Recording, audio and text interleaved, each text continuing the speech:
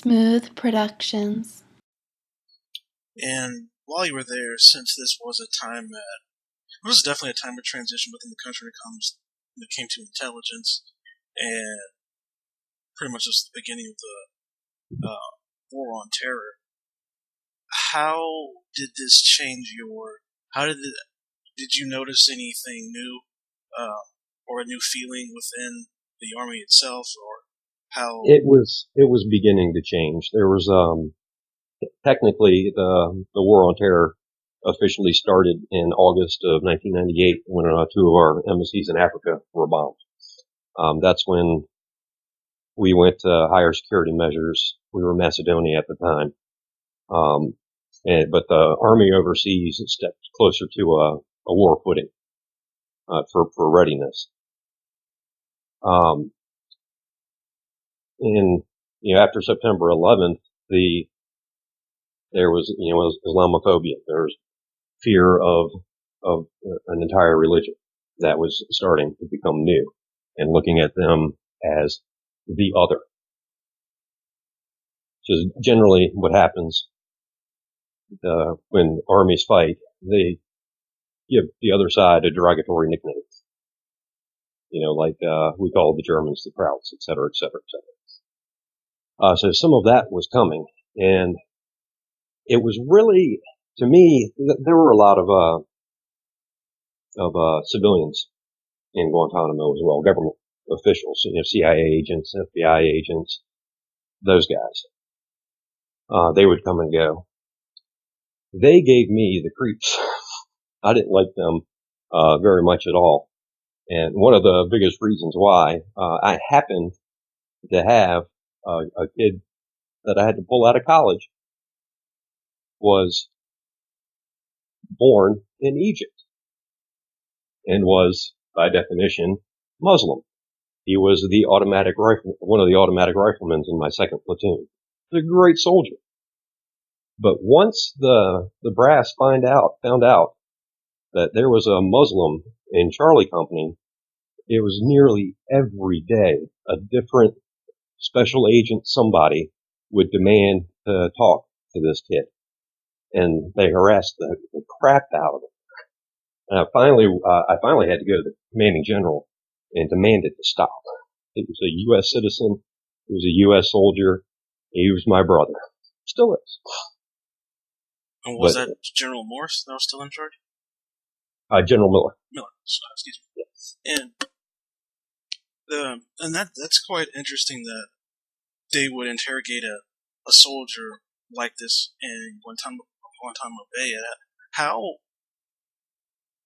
severe did this get? Were they interrogating him often, just comments to him, or how did that exactly work? I would call it an interview. I wouldn't go so far as to call it an interrogation, but they were always wanting to know, ask him more and more and more questions.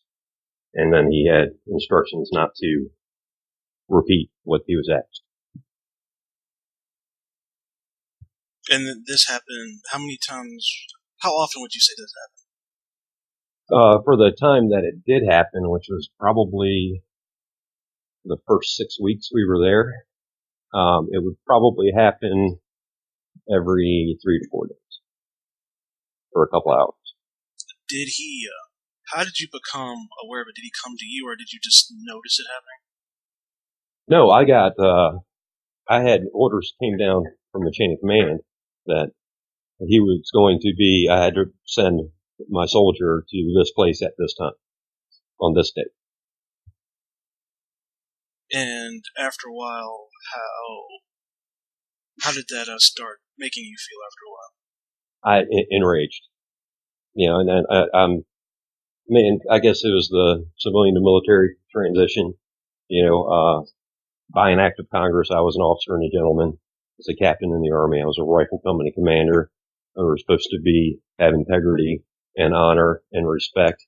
And I was vouching for my soldier, and they were not listening to me. And I was professionally offended. And did he ever come to you personally to speak about it, or did he stay rather quiet?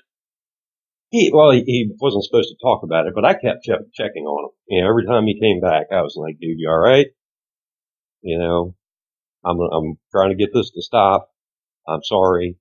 You know, so I actually got pretty close with that guy. After you,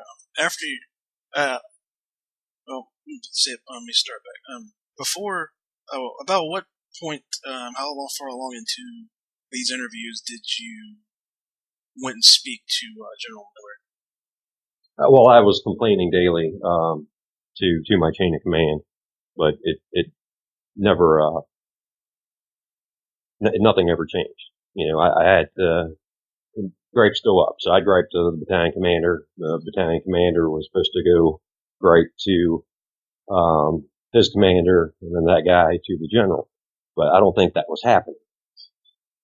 I was the only one who was griping, and it would be bad if I jumped over my colonel to talk to the full bird colonel. I would get in trouble for that. But General Miller decided that he wanted to have breakfast once a month with all of the company commanders in the task force. So that was my opportunity, because he was like, are there any issues? Yes, sir, I have an issue. That's how I got it to end. How did that interaction go at a breakfast? How many others were there listening to the conversation? There were 4 infantry company commanders, and at the time, I think there were 15 military police commanders, so about 20 of us. And how did that exchange with the general go? Was it polite? Could he tell you were upset, or how did that go? When I talk to generals, I don't emote. I go, intense, speak with authority. That's how you get things done at that level. I was respectful, but I invoked that he's my soldier. Leave him alone. If there's a problem, I'll know about it long before any of these other people will. And that's how I sold it, and it stopped. And did he have any further conversation with you about it, or did it just after that breakfast you just noticed they were stopped asking you to send him? He said he would take care of it.